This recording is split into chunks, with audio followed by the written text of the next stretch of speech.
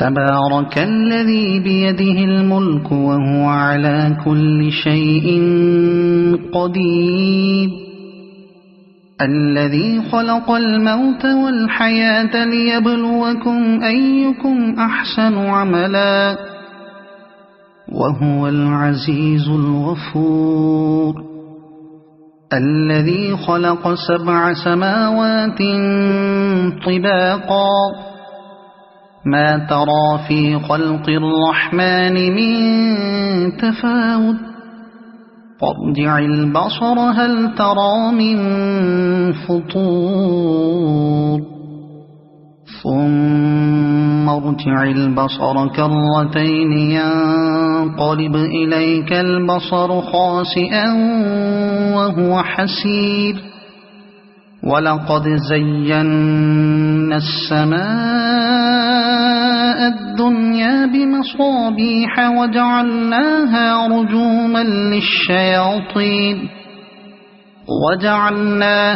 رجوما للشياطين وأعتدنا لهم عذاب السعير وللذين كفروا بربهم عذاب جهنم وبئس المصير إذا ألقوا فيها سمعوا لها شهيقا وهي تفور تكاد تميز من الغيظ كلما ألقي فيها فوج سألهم خزنتها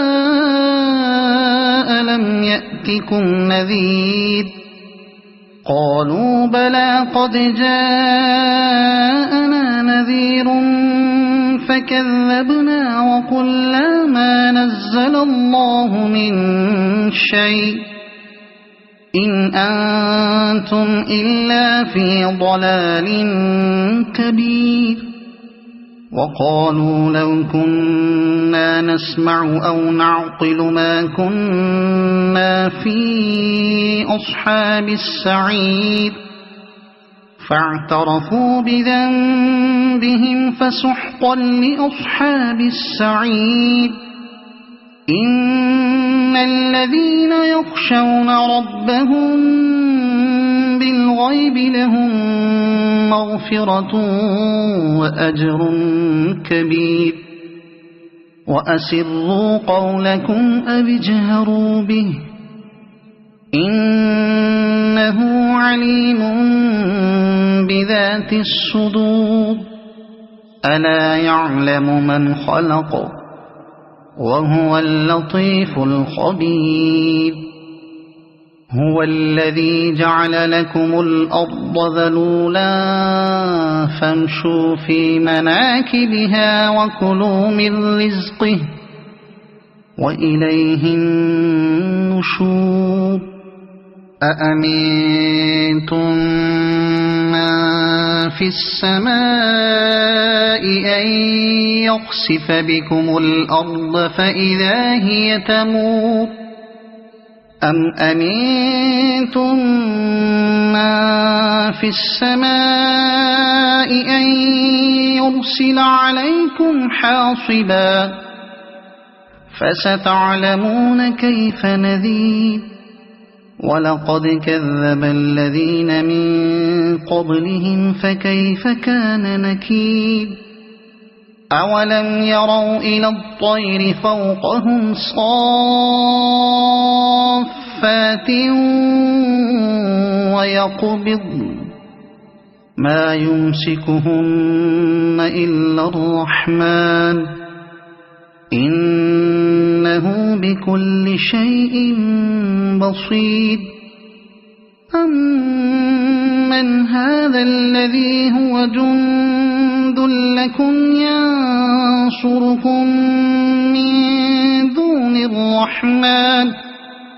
إن الكافرون إلا في غرور أمن هذا الذي يرزقكم إن أمسك رزقه بل لجوا في عتو ونفور أفمن يمشي مكبا على وجهه أهدى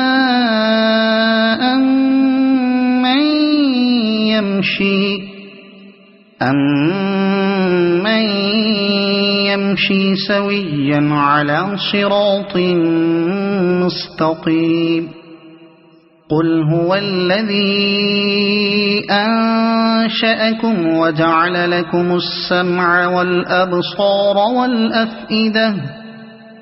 قليلا ما تشكرون قل هو الذي ذرأكم في الأرض وإليه تحشرون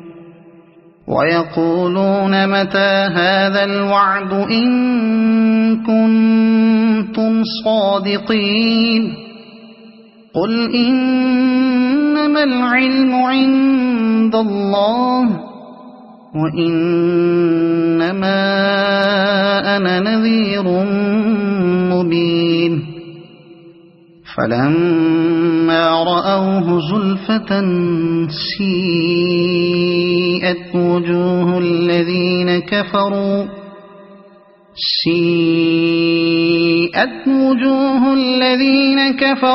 وقيل هذا الذي كنتم به تدعون قل أرأيتم إن أهلكني الله ومن معي أو رحمنا فمن